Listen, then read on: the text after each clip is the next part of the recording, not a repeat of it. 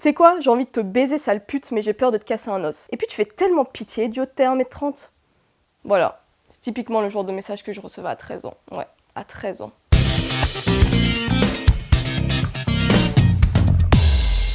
En 2017, la mode des messages anonymes est arrivée dans mon école secondaire. Et je me suis dit que c'était peut-être une bonne idée pour moi de tester aussi. Spoiler alert, ça a mal tourné. Les gens se sont précipités sur ce réseau social anonyme pour déchaîner toute la haine qu'ils avaient envers moi. Les messages allaient de t'es moche à des menaces de viol. Et ça, quand t'as 13 ans, ça fait mal. Enfin bon, de toute façon, à tout âge, ça fait mal. Au début, je pensais réellement que je le méritais. Parce que je venais de me disputer avec mes amis et du coup, j'imaginais qu'on remettait la faute sur moi. Et donc, j'en ai parlé à personne et je me suis dit que ça allait passer. Mais un jour, pour montrer à mes harceleurs que j'étais forte, j'ai affiché publiquement les messages qu'ils m'envoyaient. Bon. Malheureusement, ça a eu l'effet inverse. Parce qu'en les exposant, ces personnes m'envoyaient encore plus de menaces, comme de me frapper par exemple. Faire face à ce genre de message a été vraiment compliqué pour moi, surtout en raison de l'anonymisation. Donc j'allais tous les jours à l'école, sachant que les personnes qui me harcelaient pouvaient être les personnes à côté de moi en classe. Et au final, tout s'est arrêté le jour où j'ai supprimé la plateforme. Mais j'ai traversé de gros épisodes dépressifs jusqu'à mes 14 ans, et il a fallu attendre mes 18 ans pour que je reprenne vraiment confiance en moi. J'en ai jamais parlé à personne, et même après avoir affiché publiquement mes harceleurs, personne ne m'est venu en aide. Je crois que ça en dit long sur la société dans laquelle on vit.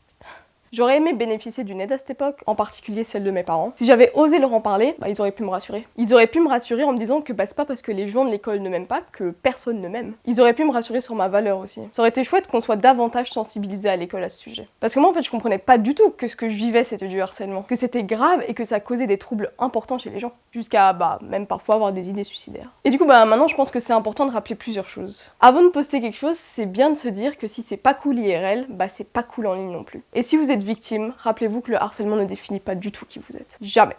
Et aussi, si vous êtes victime, essayez de ne pas rester seul avec ça. Parlez-en et demandez de l'aide à un adulte de confiance si possible. Si je l'avais fait moi, ça m'aurait évité des pensées macabres. Et ça m'aurait aussi permis de garder une meilleure image de mes années en secondaire. En gros, internet c'est cool, mais sans haine c'est encore mieux. Moule frites, abonne-toi.